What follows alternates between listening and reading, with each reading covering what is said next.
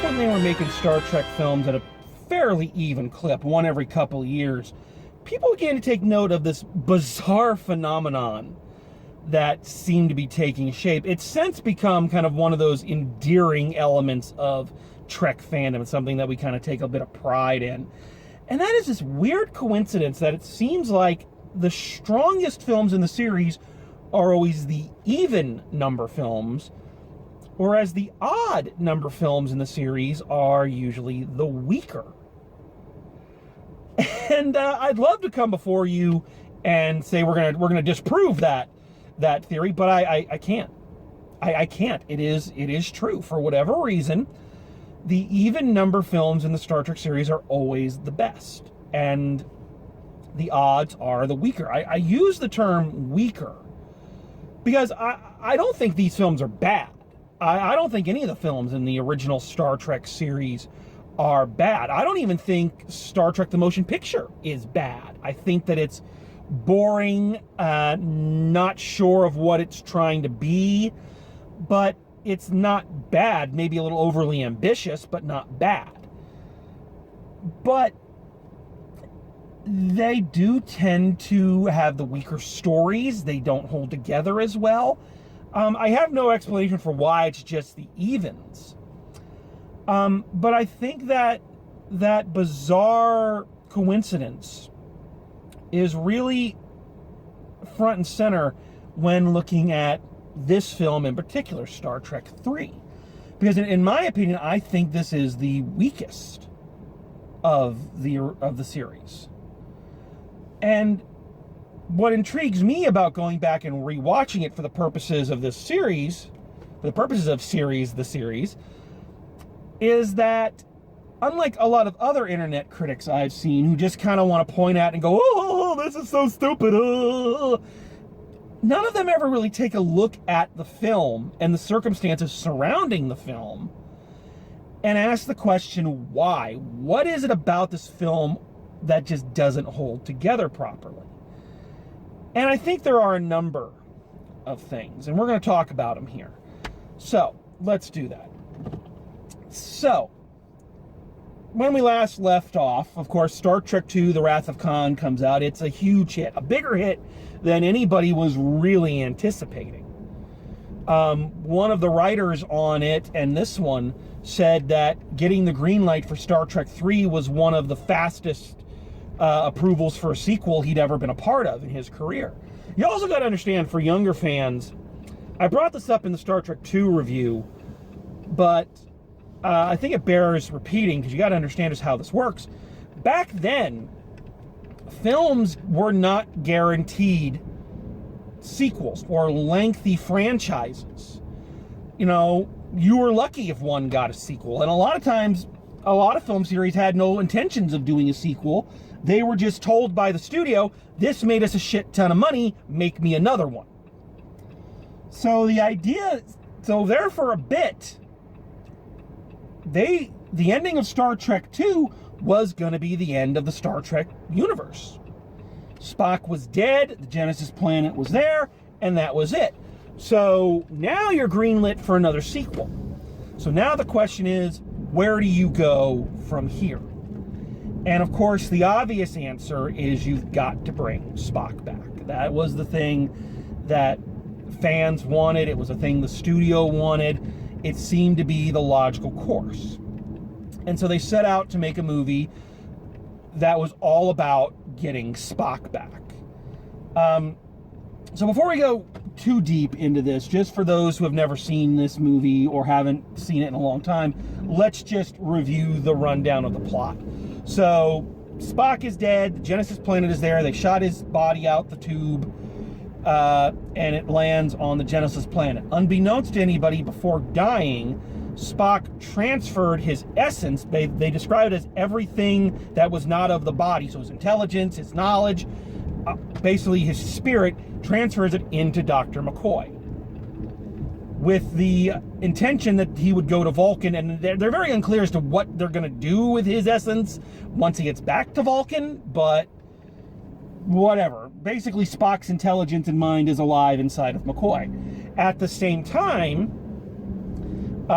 David, Kirk's son, and Saavik, who is now played by Robin Curtis, because Kirstie Alley was busy with Cheers, are exploring the newly formed Genesis planet and discover that it has revived the body of Spock as a baby, and he's rapidly aging. So Kirk sets off on a mission to steal the Enterprise, go to the Genesis planet, get Spock, and then get Spock's body, and then head on to Vulcan. This is, he's intercepted by Klingons, the leader played by Christopher Lloyd. David is killed. Kirk and the others destroy the original Enterprise. Kirk wins, and they fly off, and Spock's essence is transferred out of McCoy and back into his now revived body, and Spock is back. So that's kind of the basic building blocks of the film. Not a bad setup, all things considered. And in a series renowned for bringing people back from the dead in various incarnations, this is one of the more inventive. There are still some plot holes. Again, like I said, I'm not sure what they plan to do with, Spock's essence before they realized his body was alive, but, semantics. So, why then is this film not as strong as it probably could be? I think there's a number of reasons for it. So let's talk about those, and then we'll talk about some of the virtues of this film. So one of the big things about this movie, one of the big kind of advertising elements of this movie, is that it is the motion picture directorial debut of Leonard Nimoy, of Spock himself. Basically, that was done to get him back onto the project. He basically, by all accounts, kind of lured them in, and they're like, we got to come back, you got to come back. No, I don't want to come back. Well, you got to come back. Oh, you want me to come back? Yes, we want you to come back. Then let me direct the movie. And long story short, that is what they did. So what you have here is the feature film debut of a director. Now, he directed several episodes of TV shows here and there before this, but this was his first movie.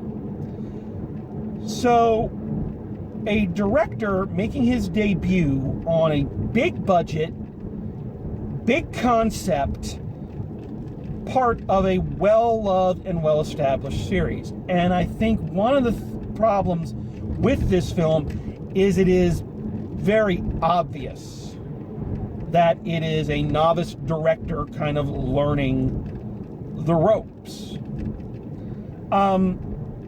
It just feels a lot less confident in the story, in the directing, in the performances. Everything feels like it's a bit more of a battle. I think part of that is due to the fact that Leonard Nimoy was a first-time director, and I think part of it is due to clashing of egos. There's a wonderful little making of bit on the DVD. Another reason I love old school DVDs is you get all these great bonus features that you don't get anymore, but that's beside the point. A lot of interviews with people about the making of this film, and it could not be more obvious that William Shatner is just green with envy at Leonard Nimoy directing this picture. It could not be more obvious.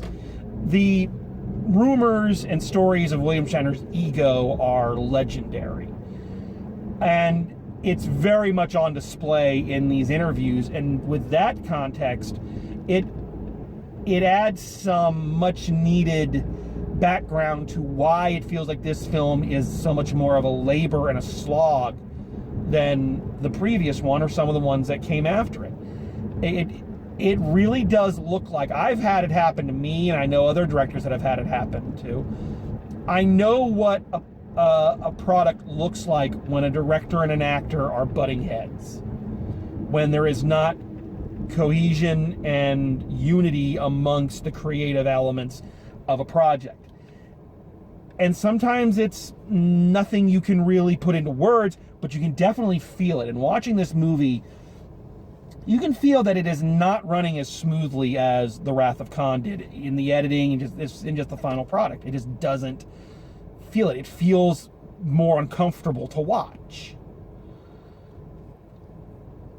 So I think that's part of the problem. I think a novice director, a good director, I'm not saying that he's bad. Lord knows this is better than anything I could turn out. And again, given the circumstances of how big of a project it was, I think it comes out very well. But you can't escape the fact that this is someone who's learning as they go, trial by fire. But I think there's another reason this film is generally the weakest of the originals, and I think that's because there doesn't seem to be a unifying theme linking all of the different plot elements together. It has a goal, bring back Spock. That is the goal of the movie.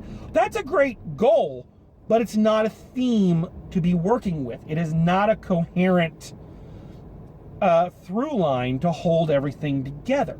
There are so many different things going on in this movie. You know, again, listening to these interviews and commentaries, things like suddenly the Klingons want the Genesis device is supposed to be kind of an allegory for the nuclear arms race between the U.S. and the Russians at the time, because the Klingons were always meant to be allegorical characters for the Russians in the original. So bringing that back and using the Genesis device as kind of that allegory.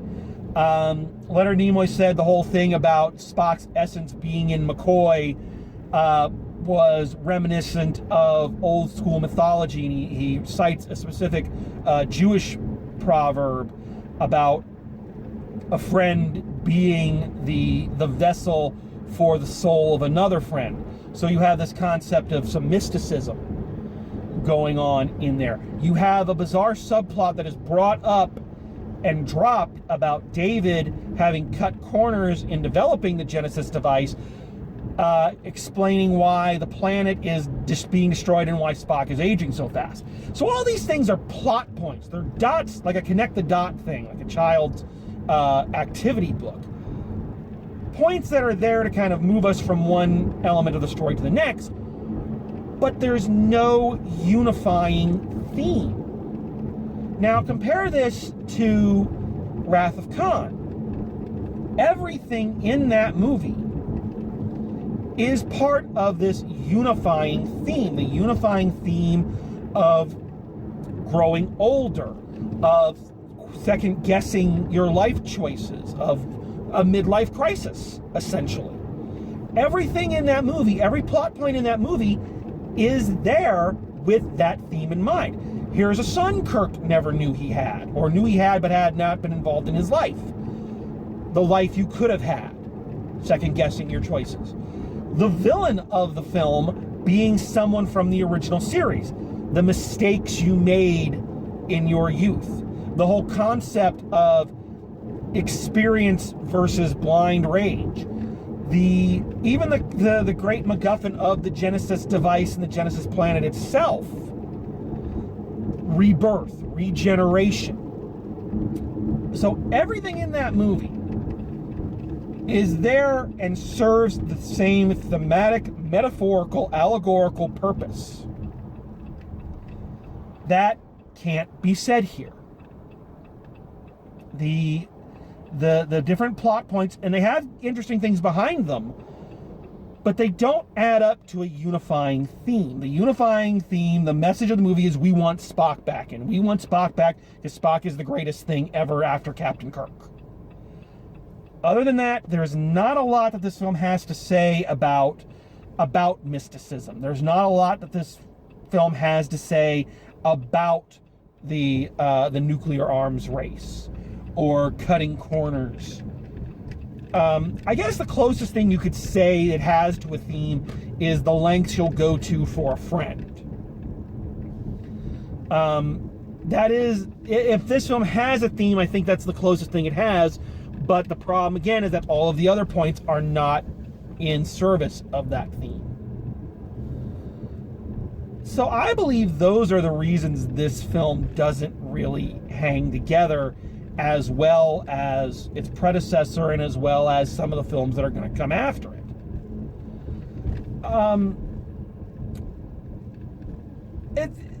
Going back to Leonard Nimoy's directing, just some things I noticed. There are some weird choices in this.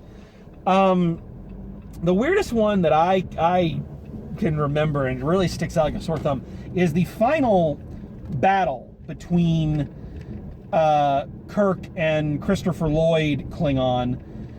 It has no music underscoring it. Star Trek was famous for da da da da da da da da da da da. And the fact that there's no music underscoring this battle, it makes it a lot easier to point out that these are two guys doing really bad fight choreography. I also have to say that Kirk's final gotcha line of "I have had enough of you" is not exactly in the, on the list of great final gotcha lines, I'm sorry to say.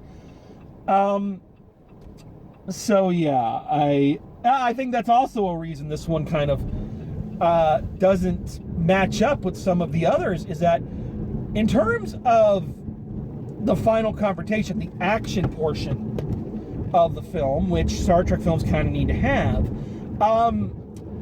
this is less of a battle of wits, a battle of strategy, and it's a basic Kirk punch 'em up.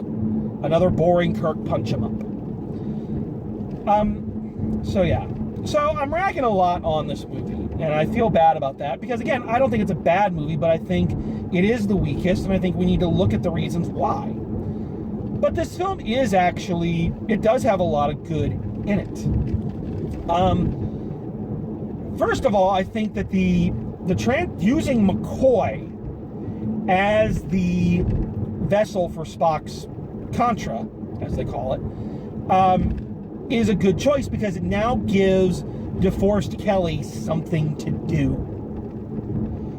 In the last one, he was very reactionary. He reacted to Kirk, he reacted to Spock, and didn't get to do a lot. And boy howdy, as I watch these movies, it's become very clear to me, DeForest Kelley is by far my favorite actor and my favorite character from the original Trek series. Dr. McCoy is the best, followed closely by Scotty.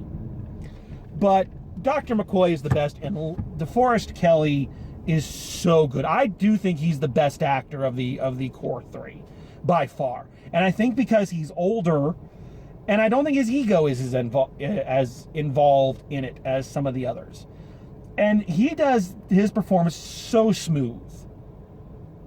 And adding little touches, his grumpy doctor character at specific points, it's a masterwork.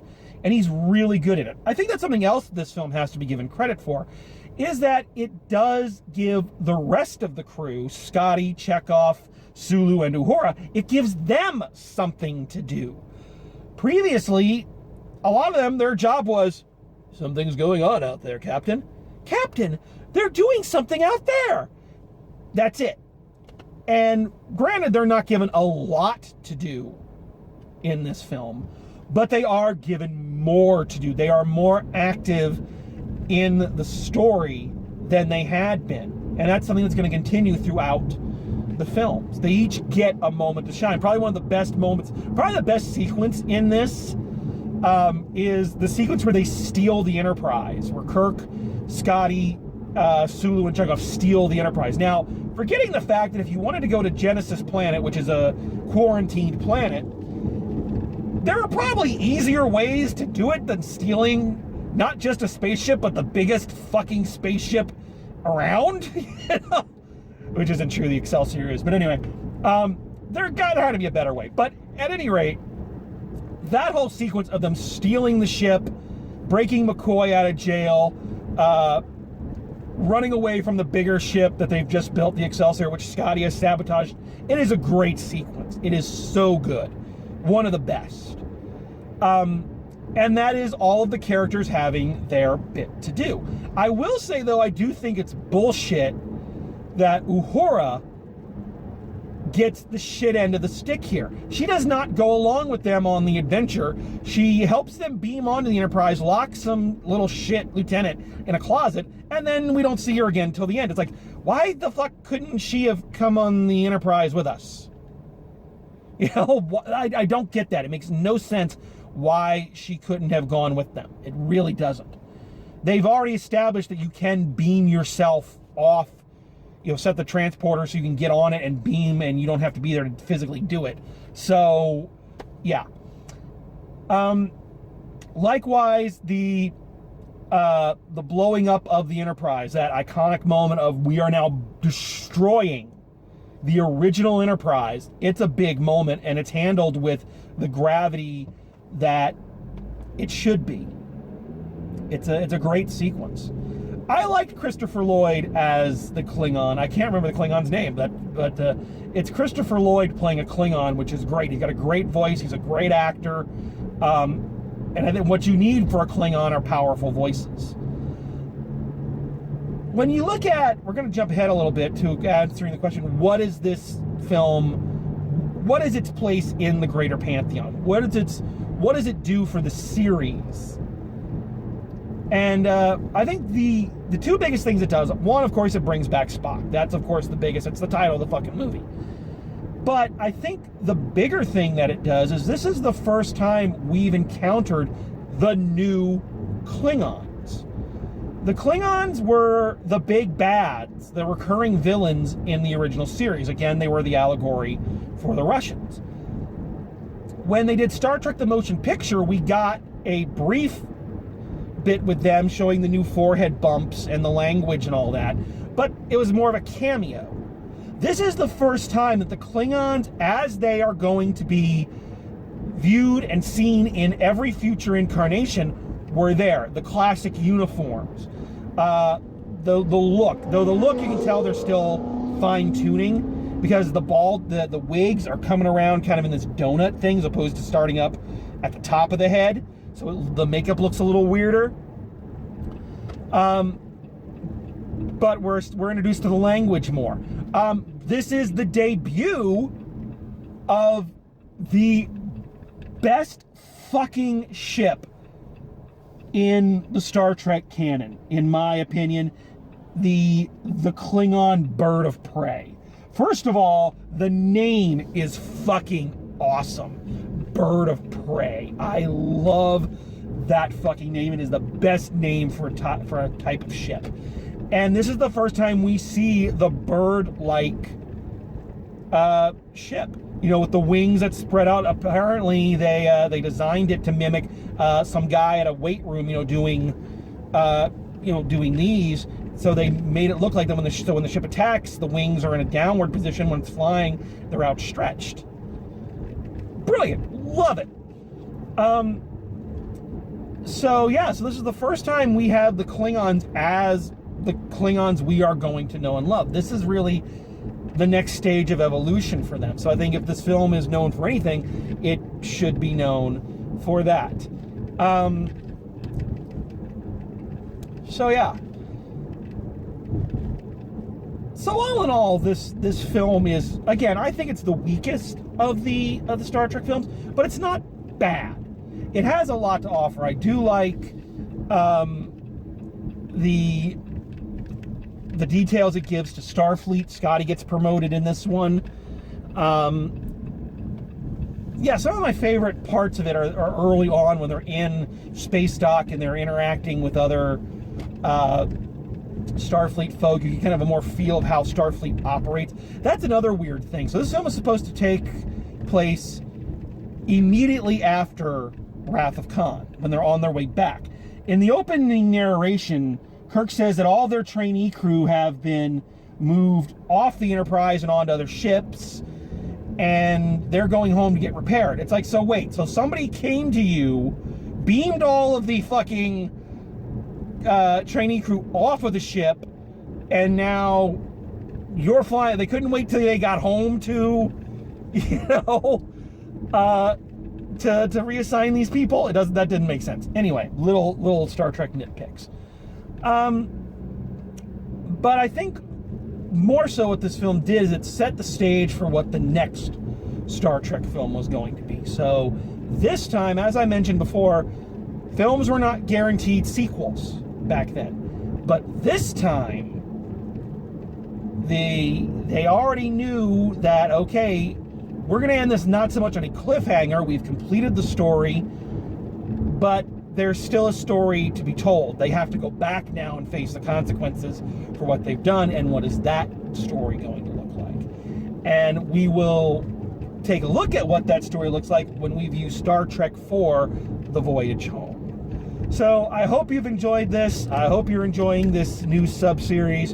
And as always, live long and prosper, and drive safe, and I will see you at the movies.